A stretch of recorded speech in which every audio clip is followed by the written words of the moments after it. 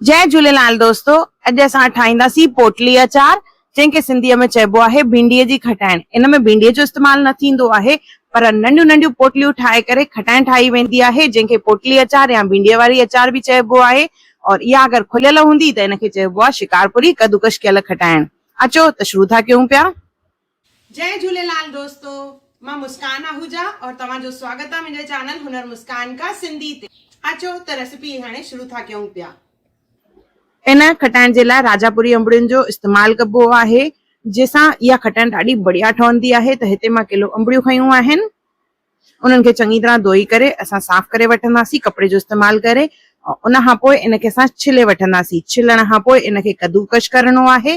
त कद्दूकश करण लाइ तव्हां सांचे जो इस्तेमालु कयो या फूड प्रोसेसर जो इस्तेमालु कयो, जीअं तव्हांखे ईज़ी लॻे। ॾिसो, हे मां अंबड़ियूं जेके आहिनि कद्दूकश करे रखियूं आहिनि। इन में गॾु असां विझंदासीं अधु कोप थूम। इन्हनि अंबड़ियुनि सां थूम बि विझबी आहे, जंहिंजी टेस्ट ॾाढी बढ़िया ईंदी आहे। इन में सभु मसाला विझबा। सभिनी खां पहिरियों विझंदासीं लूणु।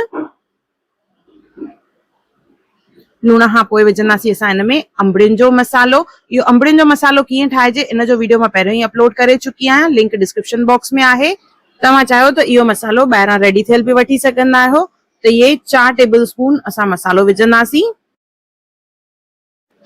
उन सां गॾु इहा खटाइण जेका आहे इन में शुआरनि जो इस्तेमालु थींदो आहे, त 10 खां 12 शुआरा विझंदासीं किलो ते। इहा मेजरमेंट मां सभु किलो खटाइण जी ॿुधाई आहे, यानी किलो अंबड़ियुनि जो इस्तेमालु करे शुआरनि खे धोई करे 2 अधनि में कट करे पोइ विझणो आहे। उन्हनि मां खखड़ी कढी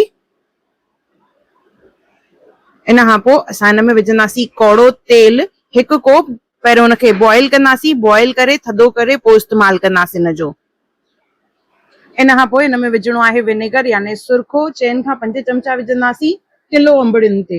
ही सभु मेजरमेंट जेके आहिनि मां किलो अंबड़ियुनि जे हिसाब सां ॿुधाए रही आहियां। इन में असां 4 खां 5 चमचा सुरखो विझंदासीं। इनखे चङी तरह मिक्स करणो आहे ऐं मिक्स करण खां पोइ इन में विझंदासीं असां सॼा मसाला। कुझु त अंबड़ियुनि जे मसाले में पियल आहिनि, बाक़ी कुझु विझंदासीं, जंहिंमें आहे सौंफ। 1 चमचो सौंफ विझंदासीं। उन खां पोइ 1 चमचो कारा मिर्च सॼा। उन खां पोइ विझंदासीं तेज पत्तो। 4 खां 5 तेज पत्ता भूरे करे विझंदासीं, यानी क्रश करे।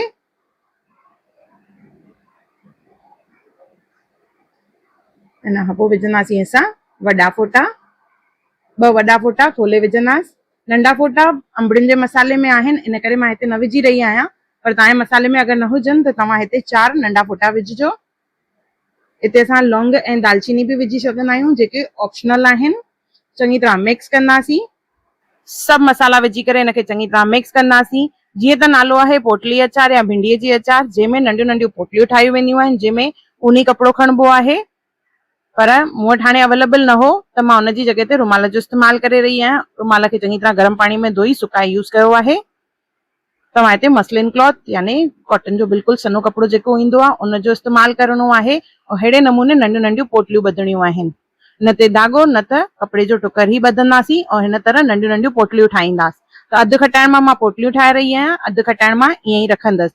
और ध्यानु रहे, जेॾी महिल असां पोटलियूं ॿधूं था पिया, हर पोटलीअ में 1 शुआरो ऐं 2-3 ॻड़ियूं थूम जूं हुजनि ज़रूर।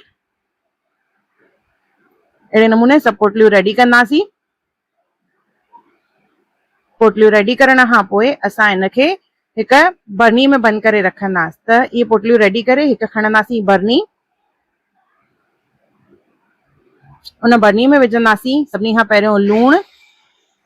1-1.5 चमचो लूणु विझी करे उन में अधु चमचो विझंदासीं हैड्र। हैड्र विझी करे इन में विझणो आहे गरम करे थधो कयल पाणी, लॻभॻि 1 वॾो कोप। उन सां गॾु 4 चमचा असां इन में सुरखो यानी विनेगर विझंदासीं। जेके असां पोटलियूं रेडी करे रखियूं हुयूंसीं उहे पोटलियूं इन में विझंदासीं असां।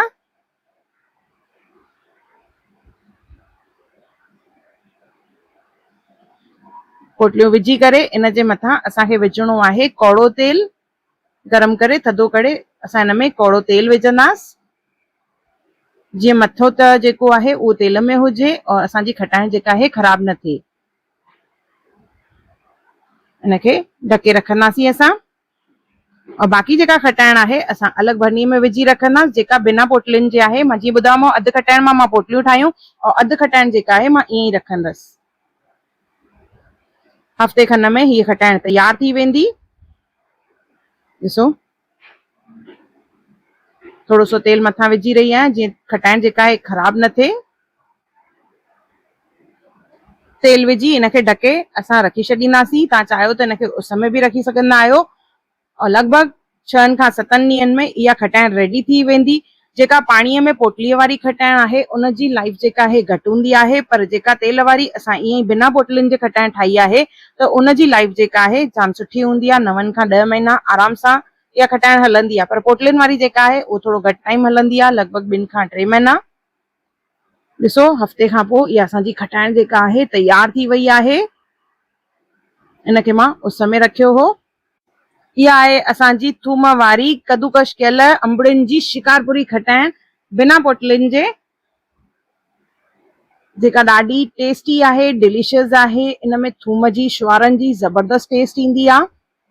त हिकु दफ़ो ज़रूर ठाहिजो इहा और मूंखे कमेंट सेक्शन में ज़रूर ॿुधाइजो त तव्हांखे इहा रेसिपी कीअं लॻी। ॾिसो शुआरनि जा पीसिस और ये असांजी पोटलीअ वारी खटाइण। जीअं मां ॿुधायो नंढियूं नंढियूं पोटलियूं ठाहियूं वेंदियूं आहिनि। इन खटाइण खे भिंडीअ जी खटाइण चइबो आहे, जंहिंमें भिंडियुनि जो इस्तेमालु त न थींदो आहे पर नंढियूं नंढियूं पोटलियूं ठहंदियूं आहिनि। खटाइण खे कढण लाइ चमचे जो न त चिमटे जो इस्तेमालु करणो आहे। हथ जो इस्तेमालु प्लीज़ न कजो, न त खटाइण जेका आहे ख़राब थी वेंदी आहे। ये असांजी पोटली अचार तयार आहे। ॾिसो मां तव्हांखे हिकु खोले ॾेखारे रही आहियां। और जीअं मां ॿुधायोमांव हिते मां रुमाल जो इस्तेमालु कयो आहे। तव्हां हिते बिल्कुलु मसलिन क्लॉथ जो इस्तेमालु कजो, फ्रेश नओं वठी करे। ॾिसो ये असांजी पोटली अचार तयार थी वई आहे, ॾाढी टेस्टी, ॾाढी डिलीशियस। त हिकु दफ़ो ज़रूर ठाहियो और मूंखे कमेंट सेक्शन में ज़रूर ॿुधाइजो त तव्हांखे इहा रेसिपी कीअं लॻी और अहिड़ियूं कहिड़ियूं रेसिपीज़ तव्हां मुंहिंजे चैनल ते ॾिसणु चाहियो था, मूंखे उहे बि कमेंट करे ज़रूर ॿुधाइजो। जय झूलेलाल।